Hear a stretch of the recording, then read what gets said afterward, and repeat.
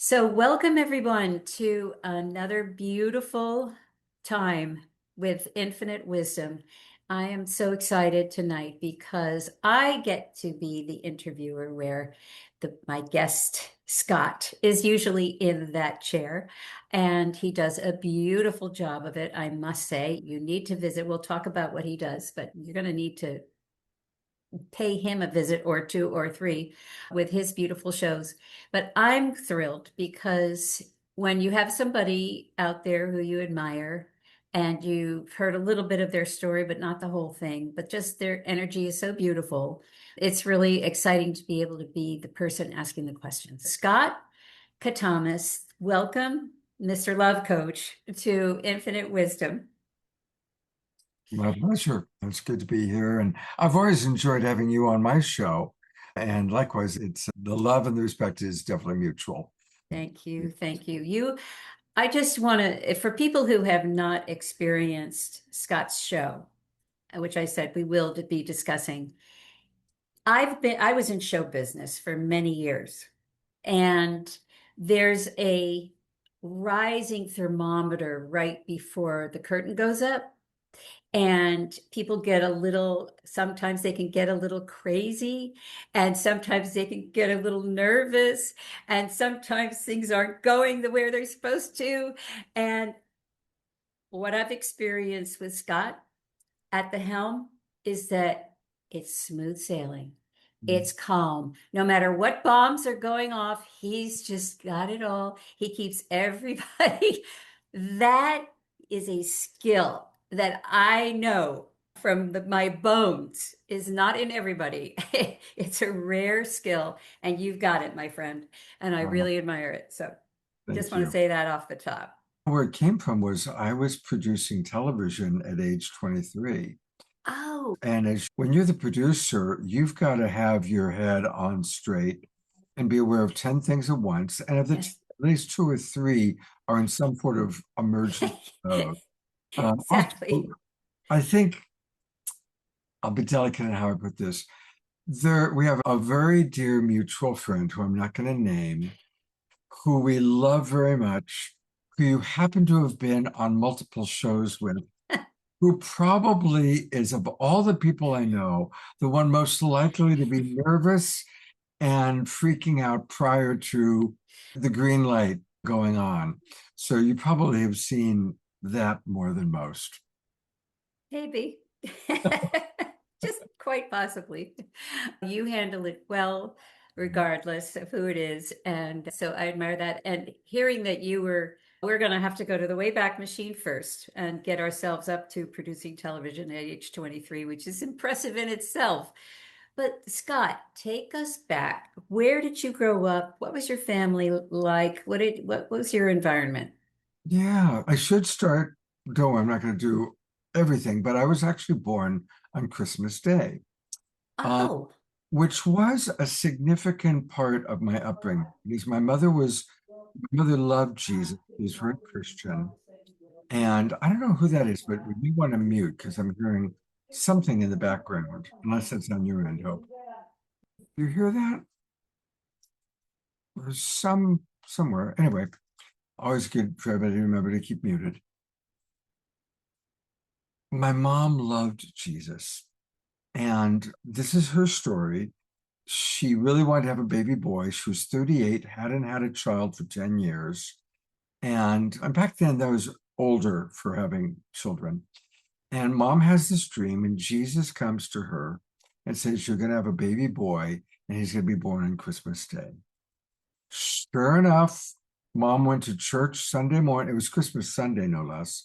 She went to church in the morning, and I popped out in the later afternoon. And that is important because I really actually grew up with a Messiah complex. I was this really intense little kid, and I thought it was up to me to save the world. And by the time I was 10 years old, I was freaking out because I was getting old enough to begin to realize how big the world was and how little I was. Anyway, I think many of us, as I got older, I discovered that many of the people in our kind of spiritual new thought movement had similar perceptions, similar sense of I'm here to make a difference. I'm here to do something important. And obviously, I long at a very early age realized I never thought I was Christ or anything like that. But it was that deep desire to make a difference. And when I was 10 or 11, I thought I'll become president. But then I studied presidency and realized, no, that first of all, it's too far away and too difficult. Then I thought maybe religion, I'll be a minister. And I studied religion and kind of came to the conclusion that religion causes more harm than good, causes more war than, right? And then around 15 or 16, I read the biography of Walt Disney. And I realized that Walt Disney had influenced millions through his movies, that his movies were the way to do it. And so it was at that point that I made the decision I want to make my impact in the world through media. Now, mind you, I'm only a teenager. And so what can I do as a teenager? I started a theater company with the idea of plays for teenagers by teenagers about teenagers. And as fate would have it, that was when Jimmy Carter was president. And there was a lot of desegregation going on. And I've, thank God, learned how to get grants for desegregation. And so I put together these casts of professional actors, 3 or 4 people per cast that would go into schools doing shows on multicultural education to help reduce minority group isolation. The exact opposite of what our current administration immediately came in to stop, by the way. And it took off. And because I lived in Los Angeles, the actors that I had were amazing. And many of the actors who worked for me went on to have great careers, the most famous being Whoopi Goldberg. Whoopi's real name is Karen Johnson. She was working for me and doing stand-up comedy at night. Brian Stokes Mitchell, who went on to win Tony Awards and starred in a couple of television shows, and many other people actually had really good careers, but they all were part of this theater company in LA that just took off. And by the time I was 23, we were producing, taking the best of our stage plays that had been played to hundreds of thousands of teenagers. So we knew they worked because we refined them. You play in front of 100,000 kids at 200 schools, you get really good. The show gets really tight. And so we went to KCT, the local LA PBS station, started putting our shows on, and right off the bat, I won my first Emmy Award. And I ended up winning 3 during that period of my life. So I was fortunate to have a lot of success at an early age. So that's how it all started. That is fascinating. I have to tell you about the Messiah complex thing. I relate to this because with a name like mine, I felt I had to live up to that. And it was just in my bones to be a hopeful person. And it's funny though, I don't think it necessarily comes with the name, but it came, for me, it did. And I didn't like my name and I wanted to change my name, but when I was younger, because it also rhymes with dope. So that doesn't go over too well. But this whole idea of having a mantle that I think it's fascinating that your mother had that prophetic dream that actually came true and that you arrived as you did. Now, did you have siblings, or you said 10 years before? Yeah, I have a 10-year-old sister, a sister that's 10 years older, and a half sister that's 15 years older.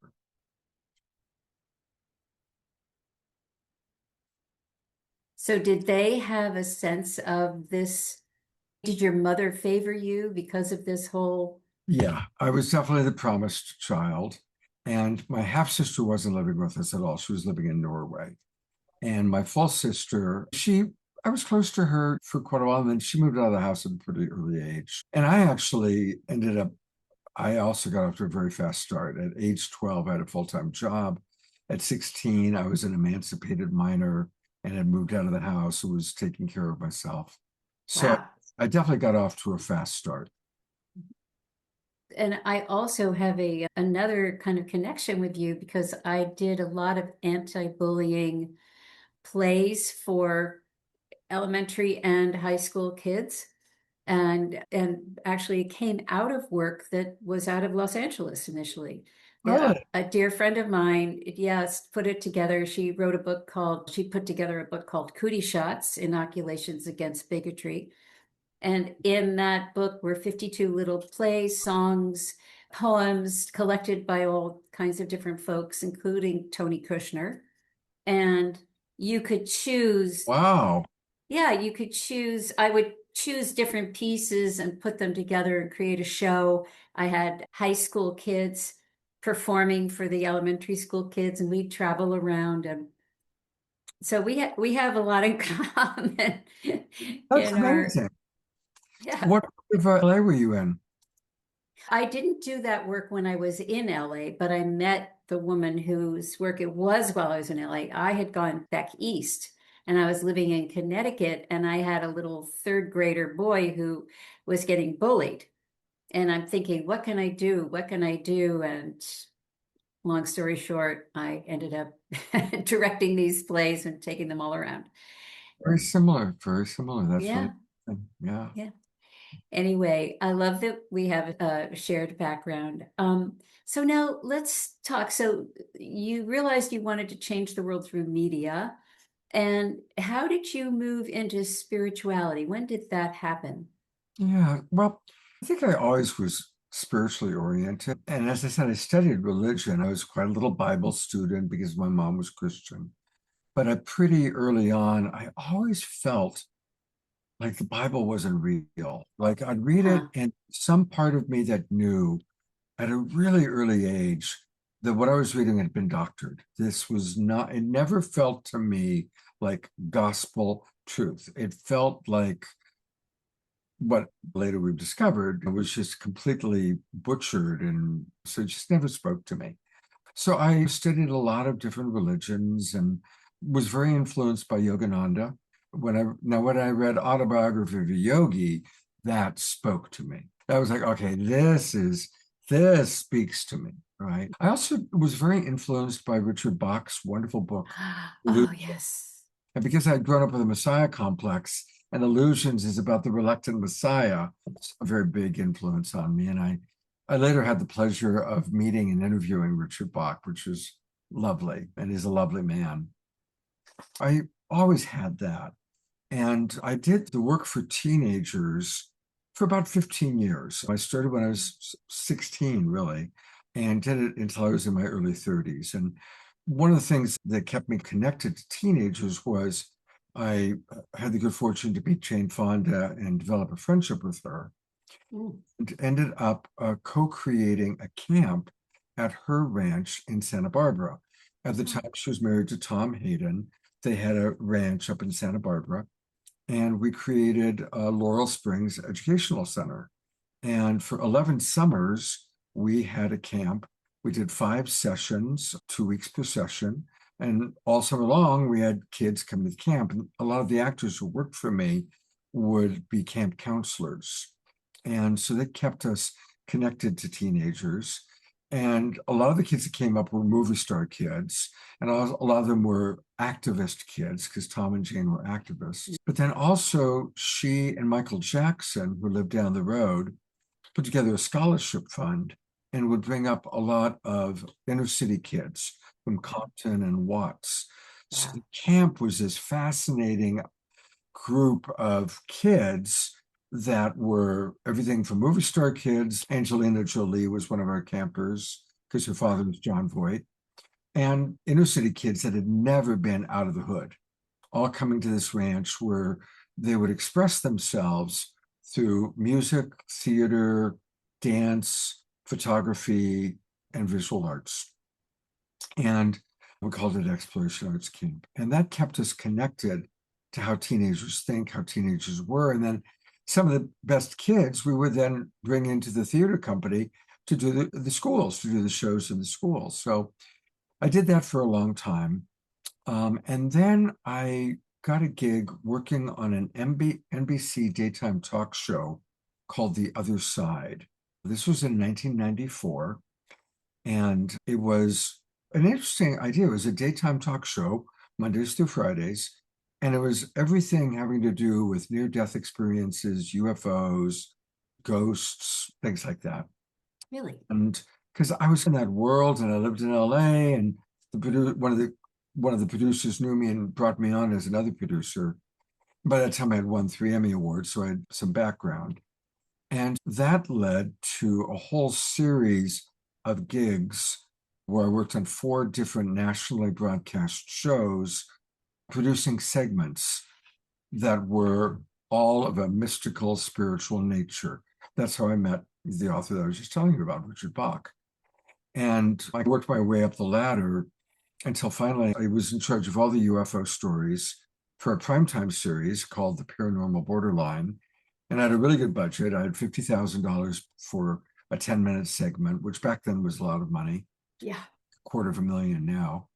I had a staff of 4 people, and we did amazing stories about UFO stuff, which is interesting because a lot of what's happening now is what we were all hoping for was going to happen back then. Yeah. That's a whole, I could go for an hour about that. I bet. But I interviewed 8 former astronauts, around 30 former military officials. As I said, we had a good budget, so I traveled all, and that was back when you have a camera crew. Go into my camera crew and would interview Gordon Cooper or Edgar Mitchell or whoever it was. And then from there, I went on to a show called Strange Universe, which hopefully some of your older audience members might remember some of these. Yeah. And I was the supervising producer on Strange Universe, which meant that basically I could do anything. I could say, hey, I want to interview Richard Bach. I want to interview Marianne Williamson. And that was wonderful. That was a really, and it was a strip series. We had to do 5 30-minute shows every night or every week. So we had to produce a lot of material. And that was really fun because I got to meet a lot of really, if I wanted to meet somebody, I'd just do a show around them. And a lot of those connections now show up 30 years later on The Awakening World. The ones that are still alive, a lot of those people have passed. But people like Danny Sheehan, who I met 30 years ago. And so that's what led me into professionally connecting to that world. My goodness, Scott. What an incredible story. Yeah. Because you set out to change the world through media, and you did. You did. You introduced to a sleepy populace. You started dripping the information in there, and I'm sure opening eyes, opening minds all the way. And to be in a position to basically meet anyone in the field. Right. What a joy. What a blessing. Yeah. But it was meant to be. Honestly, you felt your path, you went on it. And as the golden child that you were, it just seems like it just kept unfolding. How incredible. Wow. Wow. Thank you for the reflection. And now I'm 70 years old now. And at this age, I can look back at it that way. But to be really frank with you, most of my life, I felt like I had only touched a little tiny part of what I wanted. Because remember, my influence was Walt Disney. And so I had really wanted to play at a much bigger level than I ended up playing in this life. And that was actually hard for me. It was, to some degree, it was a choice because I never sold out, so to speak. I always did things I believed in and even left situations. Like Strange Universe is a perfect example. For the first year and a half we were doing the show, I was just pig in mud. It was like amazing. But then the ratings weren't high enough, and Reicher Entertainment owned the show, and they fired the 2 executive producers who had actually created it, brought in a guy who knew nothing about this field. And our vision had been to really introduce the audience in a wonderful way to these topics. And the guy who came in, his job was just to increase the ratings.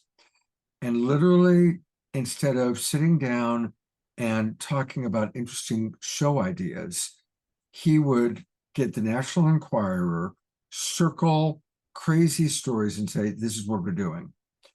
And I can remember saying, you're going to have a temporary spike in the ratings because of all of our regular viewers will still be with us and you'll get some new people.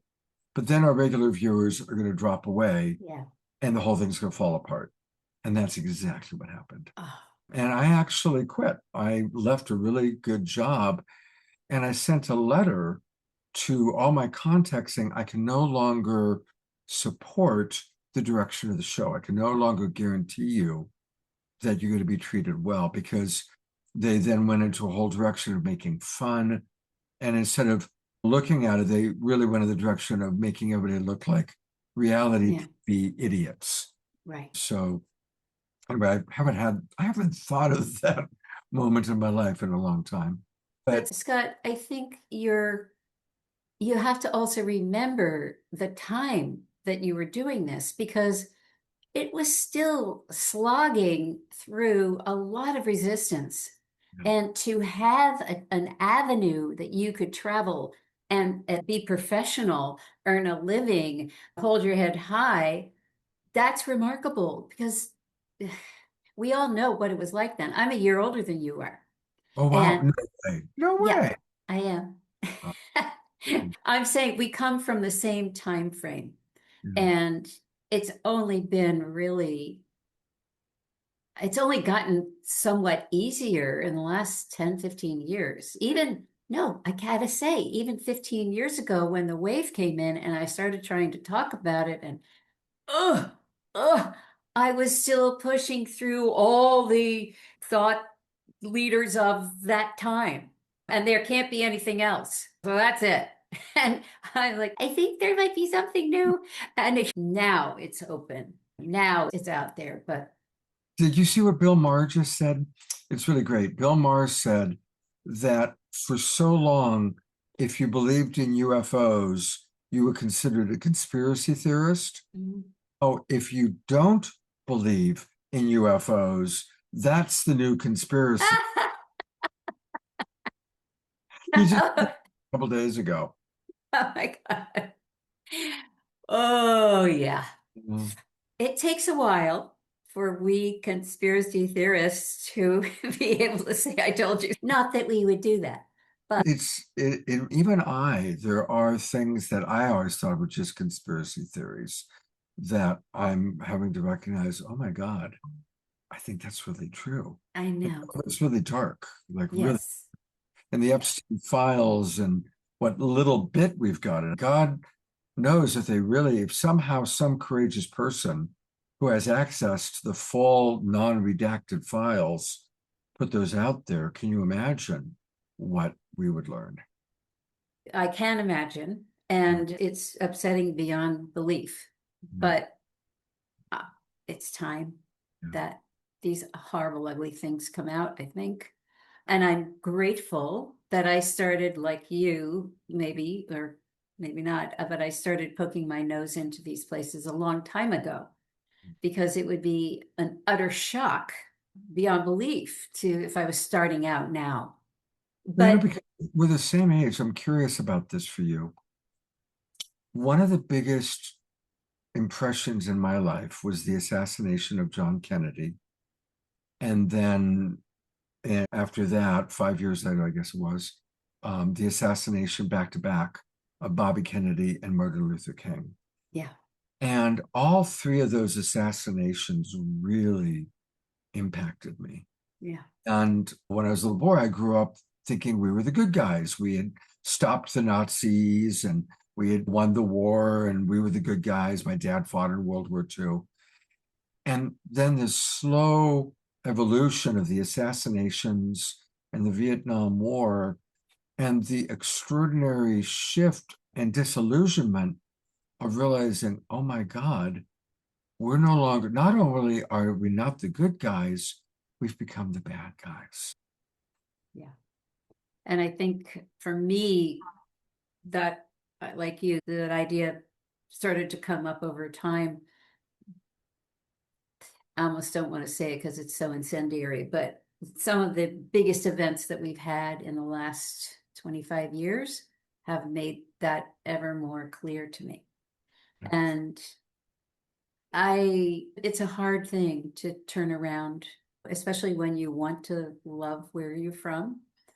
And it's also, this is the other thing though, I feel, and I don't want this interview to be about me, but I feel you're on the same page here, that the world we're moving into is more non-dual.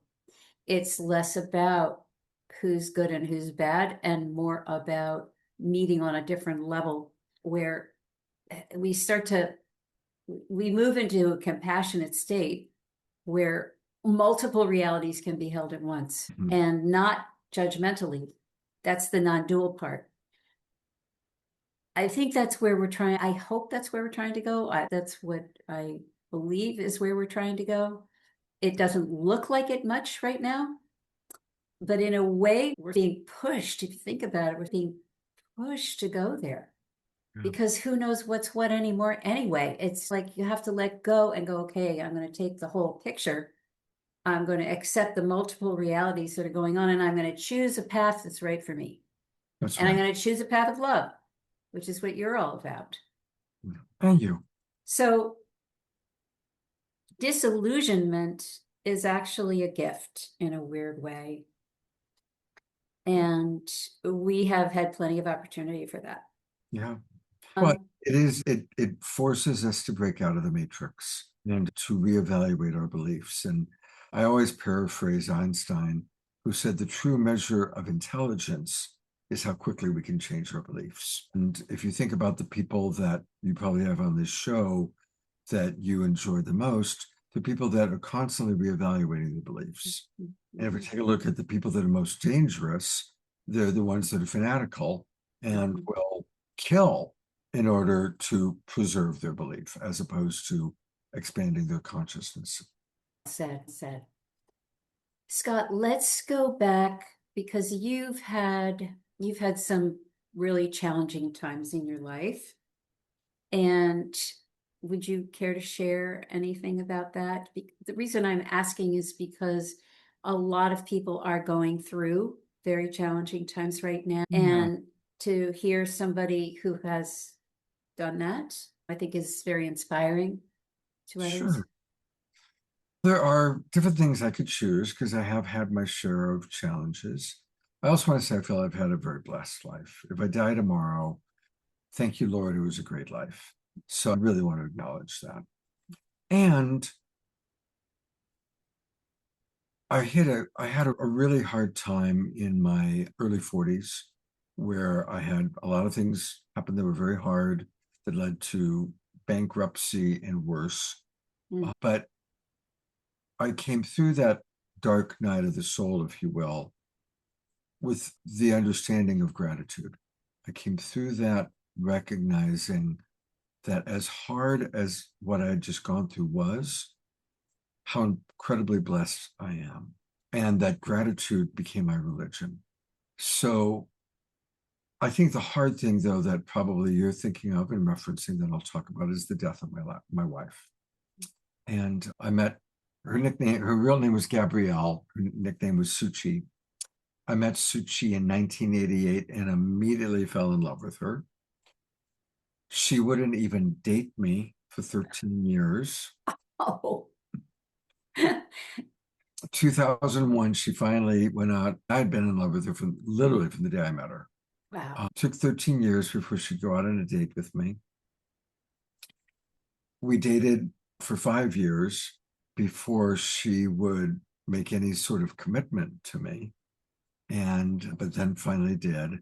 We moved in together in 2007. We were married in 2009. We bought our house in January of 2011, our house together, and she died 10 months later.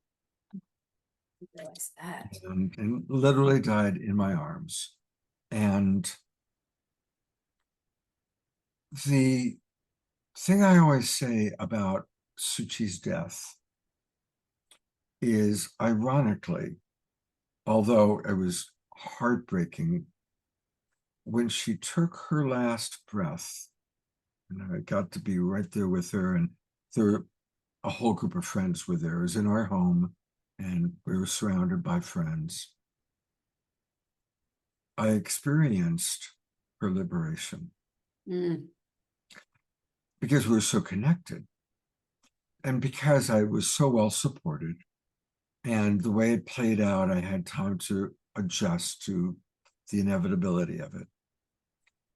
And so as she left her body, it was this extraordinary juxtaposition between my personal heartbreak and my absolute appreciation for her liberation. I could feel how good it felt for her to be liberated from the body and to be back where she really wanted to be. Mm. She always wanted to be one with God. That was goal in life, was to be one with God. Whatever you want to call God, one with life, one with the spirit. And I could feel it. I was also very fortunate that her spirit stuck around for a while. We had some incredible, I had conversations with her, I had lucid dream experiences. Other friends had, she was a busy little angel and connected to us. And that was really helpful. So, as heartbreaking as it was to lose the love of my life, I had a lot of support. And I also have had some pretty significant out of body experiences, some with medicine, but actually the best ones were just spontaneous. So I absolutely experientially know that we are multidimensional beings existing simultaneously in multiple places. So I know it. It's not a theory, it's not an idea. I know it, I've experienced it. And that really helps. And then having the feeling her liberation, then connecting with her afterwards has really, I still miss her. It's been 14 years and I still miss her.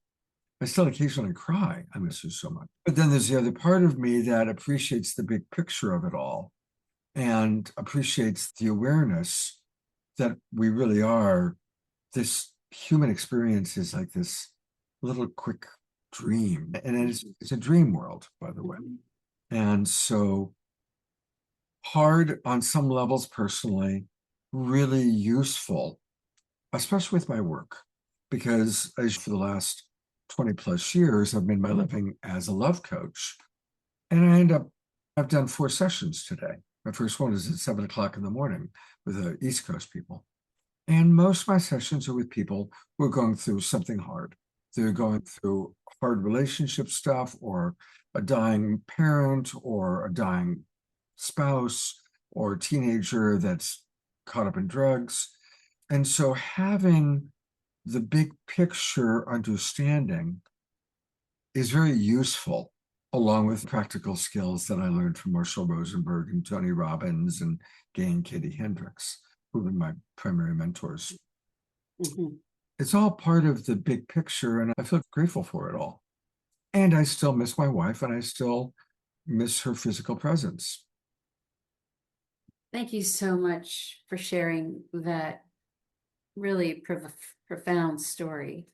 And I think it's extremely helpful to people who have found themselves stuck in a loop, in a way, of suffering. We talk, Gary and I work on do these workshops on death and dying and grief and moving grief along. And one of the images that came to me is that there's a cycle of suffering where you're going around, and then there's the spiral of freedom, of moving up and out. You still have that initial touch point, but you're finding a way to move it along into something else. And you're not in the suffering anymore. And figuring out how to go from that cycle to the spiral. Well, you have said it now several times, and that is one of the ways, is gratitude. Absolutely. And so be grateful. No matter what's going on in our world, there's always things we can be grateful for.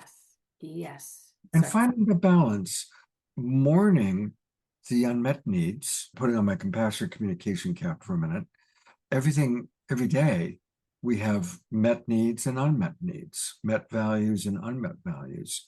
And it's really important to find that balance. Yeah. Mourn the unmet needs and values. Celebrate the met needs and values, because every day we have both. Yeah, that's so good. See, what I love about what you're saying and your general approach. So, just everybody, if you need a love coach, this is your guy because you have a perspective that's grown from your own experience and proven out through your own experience. And of course, through all your clients' experiences too. A wider perspective, a sense of the whole. It just helps so much to take the pressure off a given moment that's just very fraught. Yeah. And it'll breathe some air into the situation, goes, oh, I can stand back and look at this differently now. And I can just, I have never had you as my coach, but I can tell that I would be in very good hands. And if should I need one, I'm calling you right up. But that's rare. That's rare, Scott.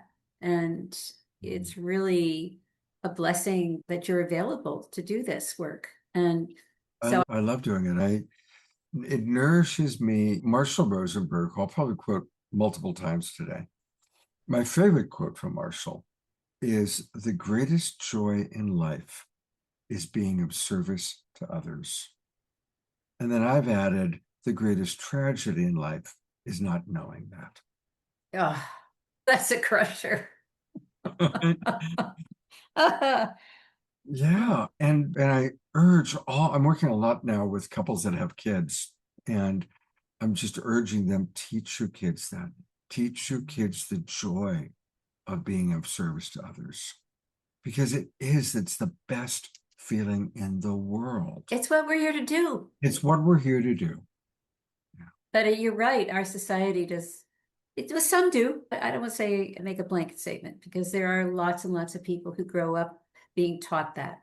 And or they figure it out. Gee, I really feel a lot better when I'm at the soup kitchen or when I'm picking up trash. Today, we took a walk on the beach and used the little doggy bags to pick up trash. And just a simple act, but it feels so good. Little things, little ways to serve.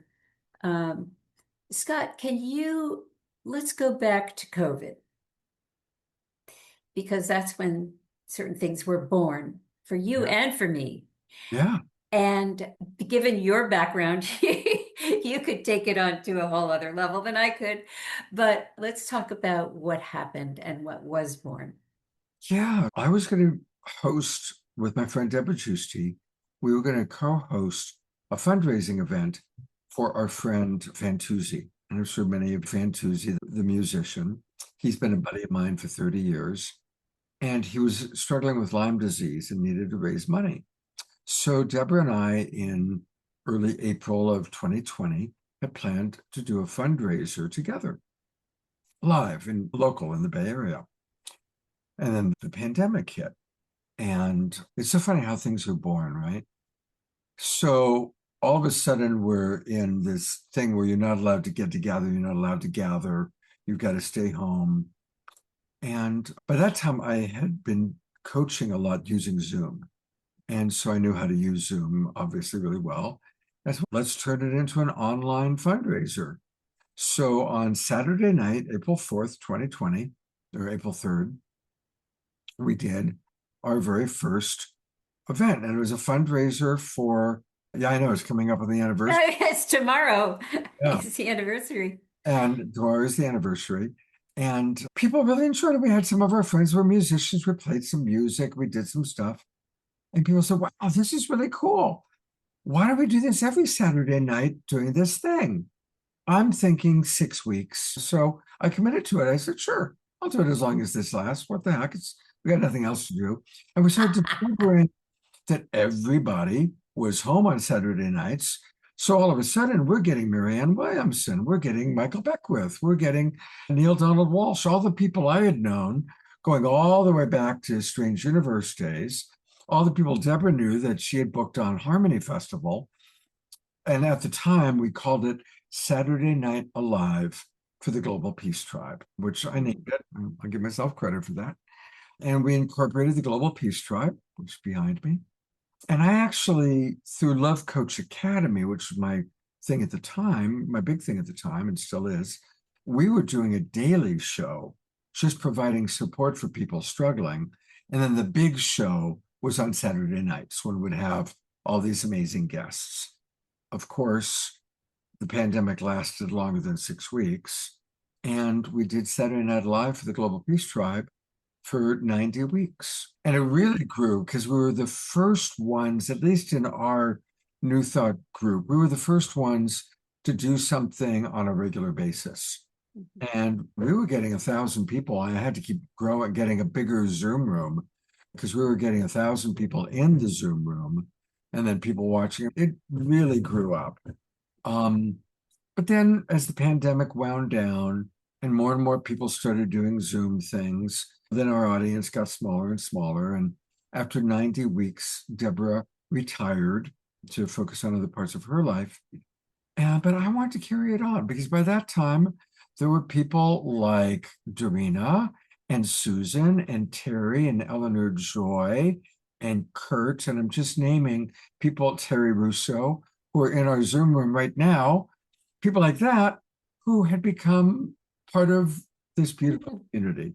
And we had become a family, we had become a community.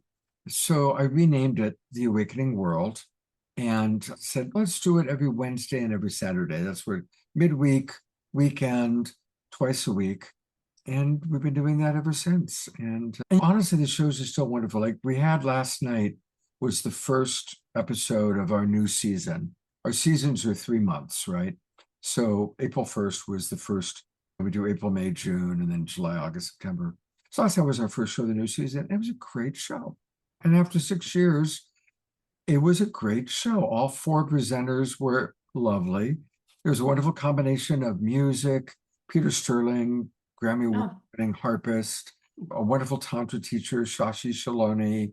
You probably, I'm sure, Steve Berman, Swami Beyondananda. Yes, love him. In comedy. And then we had a wonderful woman teaching us about the Mayan astrology.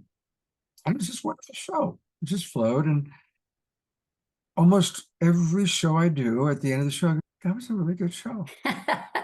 Oh.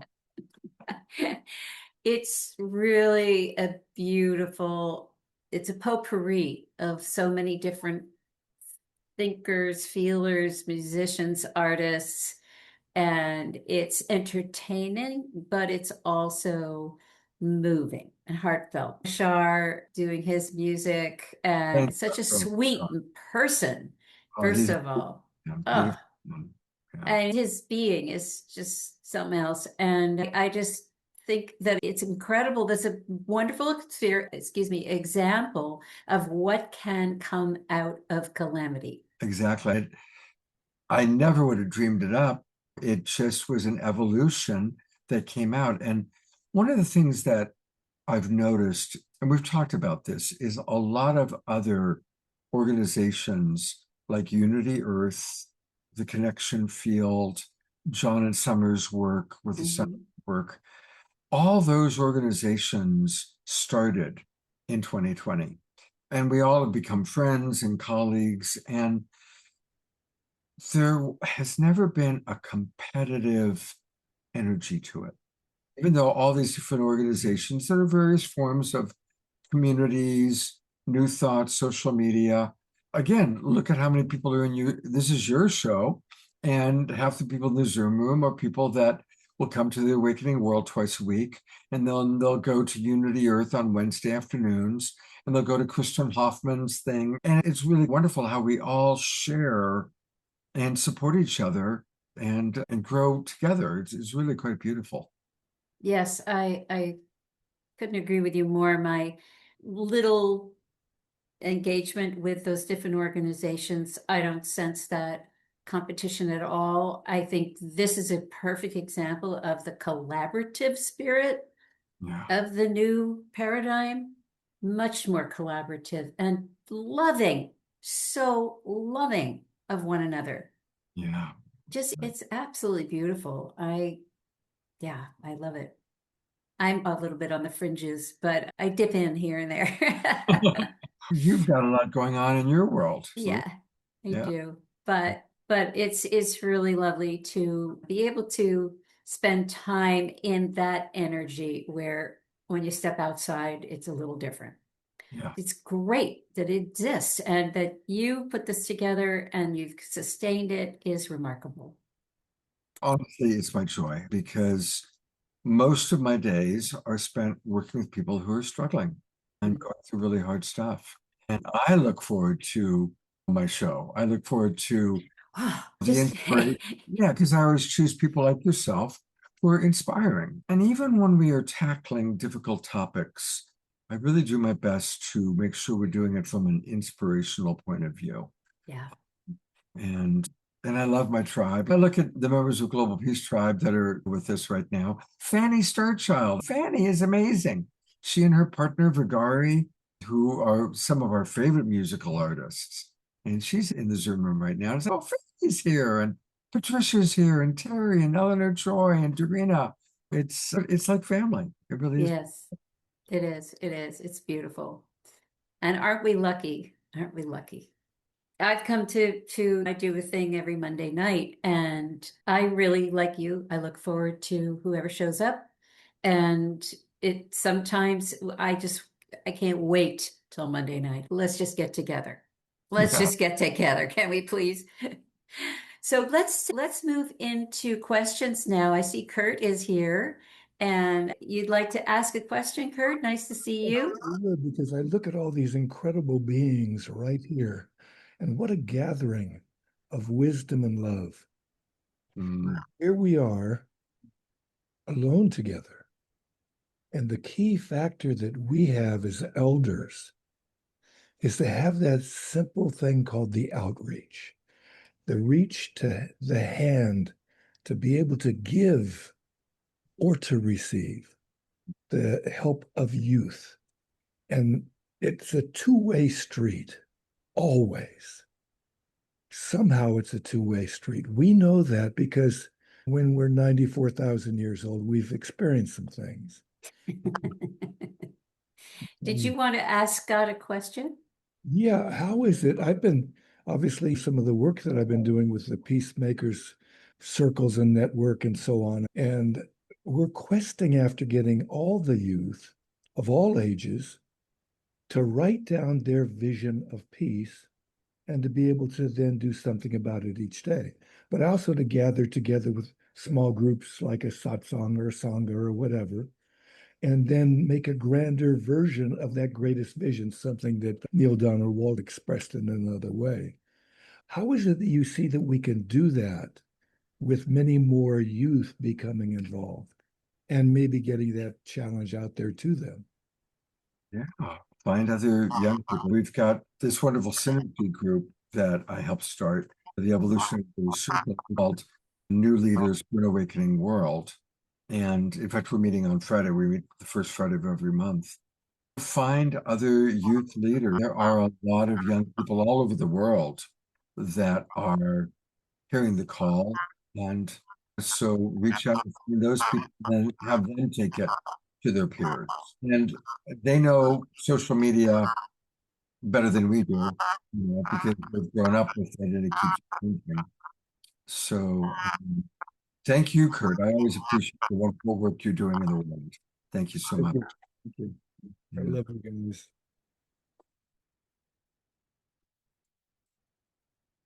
I So noticed, thanks, Kurt. I noticed a question from Dorina Joy way back. Yeah. And when it came in, I thought to myself, I do want to respond to it. It was when we were talking about the metaphysical chapter of my life where I was doing metaphysical TV. And she asked, what's the one piece I wanted to share? And there actually is something. Having interviewed all the astronauts, all the authors, all the people, I really have come to the conclusion that this is a dream world. And from one point of view, it's very real. And from another point of view, it's a dream. And when I spoke to my wife after she passed, that's what she said. She said, Scott, when you die, it's like you wake up. I was like, oh my God, I just had an earth life. Very much like when we're having a dream and we think it's happening, and then you wake up and you go, oh my God, it was just a dream. it's, oh my God, I just had an Earth life. And the Earth life is certainly more substantial than just a dream that we have here. But it is indeed, on some level, it's like a very big cosmic dream. And the meaning of it all is we're here to learn to love. I've done a lot of shows on near-death experiences, and almost every person that's been out there, when they come back, oh, I'm here to learn to love myself. I'm here to learn to love my kids. I'm here to learn to love the people of different color skin. Whatever it is, we're here to learn to love. So I just wanted to get that in there, that I do believe that the meaning of life is we're here to learn to love, starting with ourselves.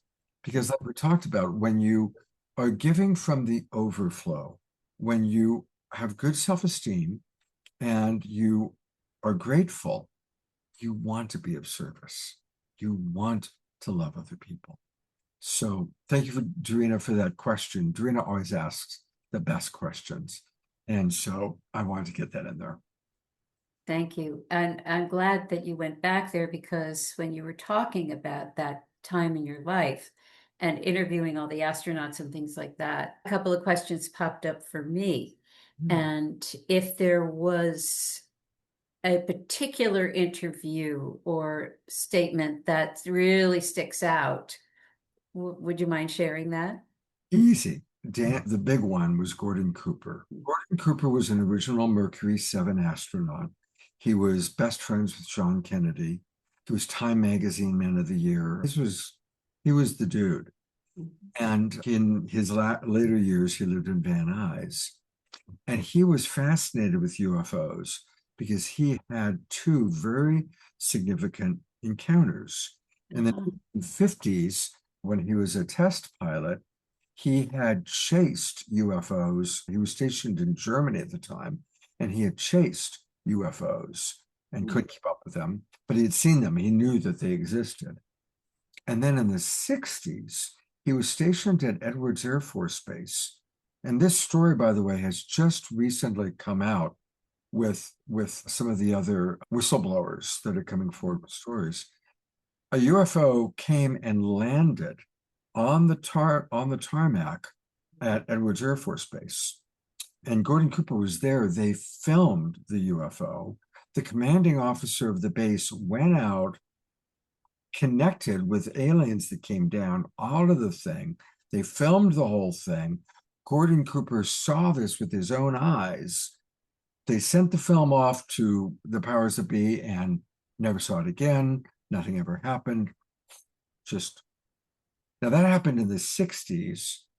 I interviewed him in 1995. So he'd been sitting on that awareness for 30 years. Oh my God. Was fascinated, wanting to know the truth.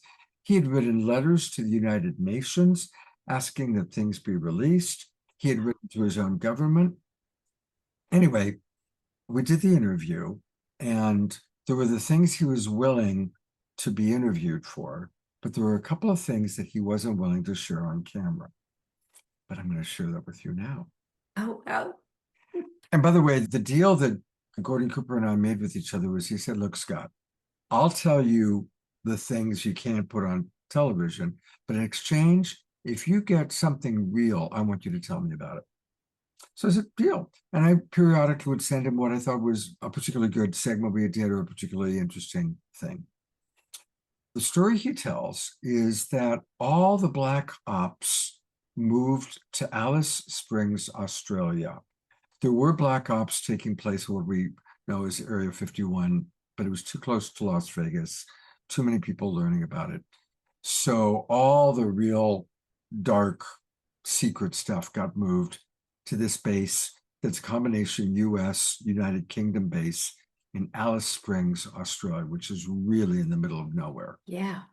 But Gordon Cooper, being fascinated with this stuff, arranged to go to Alice Springs, where he was Gordon Cooper visiting us, and they showed him what they were working on.